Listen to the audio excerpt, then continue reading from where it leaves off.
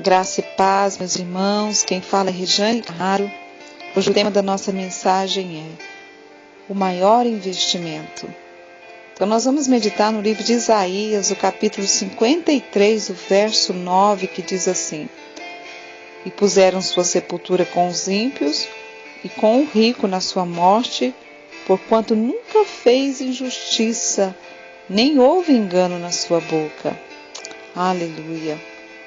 Então, meus irmãos, nós sabemos que qualquer cristão ou leitor da Bíblia conhece a vida de Jesus para saber que mesmo ele sendo absolutamente inocente, ele foi executado como um vil criminoso.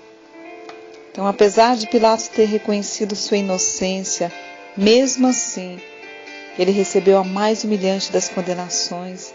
Ele foi crucificado como um criminoso ao lado, de dois ladrões, Então, todos que se levantaram contra Jesus acusaram ele como um dos piores dos homens. Mas eles jamais poderiam imaginar o lugar de honra que estava preparado para ele ser sepultado. Muitos anos antes do nascimento de Jesus, Isaías profetizou que ele estaria com o rico na sua morte, como nós acabamos de ler, Sabe-se que vários pergaminhos foram encontrados próximos ao Mar Morto, e entre esses pergaminhos havia uma cópia do livro de Isaías, escrito mais de um século antes do ministério de Jesus. E essa profecia, portanto, jamais poderia ser tramóia ou maracutaias, Então, foi apenas para confirmação de que essa palavra, ela é verdadeira. E aqui no livro de Mateus, nós podemos ver, no capítulo 27, do verso 57 ao 60, que havia um homem, cidadão admirável, que reivindicou o corpo de Jesus e colocou numa tumba lavrada na rocha. Vamos ver? Do 50. Ao cair da tarde, chegou um homem rico de Arimateia chamado José, tornara discípulo de Jesus. Dirigindo-se a Pilatos, pediu o corpo de Jesus e Pilatos ordenou que lhe fosse entregue. José tomou o corpo, envolveu-o num limpo lençol de linho e colocou no sepulcro novo que ele havia mandado cavar na rocha, e fazendo rolar uma grande pedra sobre a entrada do sepulcro, retirou-se. Então nós vemos aqui, que esse homem tão admirável, ele pediu, o corpo de Jesus e ele colocou esse sepulcro novinho, que ele havia mandado escavar na rocha. Então José de Arimateia ele não podia imaginar que mediante aquela atitude essa profecia se cumpriria. Então, Deus que vela pela sua palavra, ele moveu os meios e atitude para que assim se cumprisse a promessa.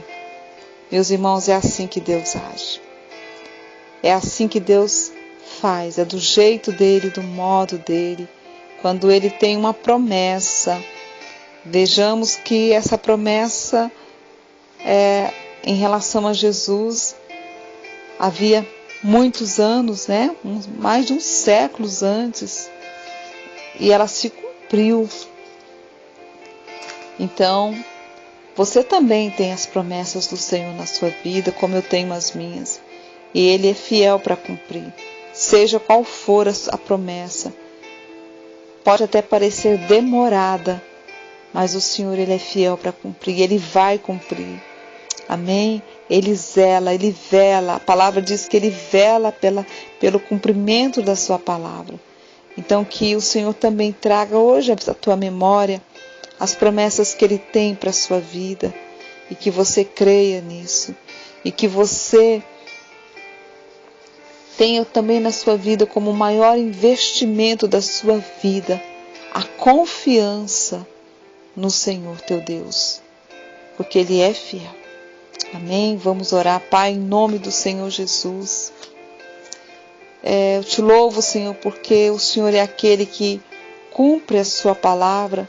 O Senhor é um Deus de promessa, mas é um Deus de cumprimento da tua palavra. Pai, eu te peço que assim como o Senhor levantou José de Arimateia, Senhor, e ele fez um dos maiores o maior investimento da vida dele, que foi investir em Jesus.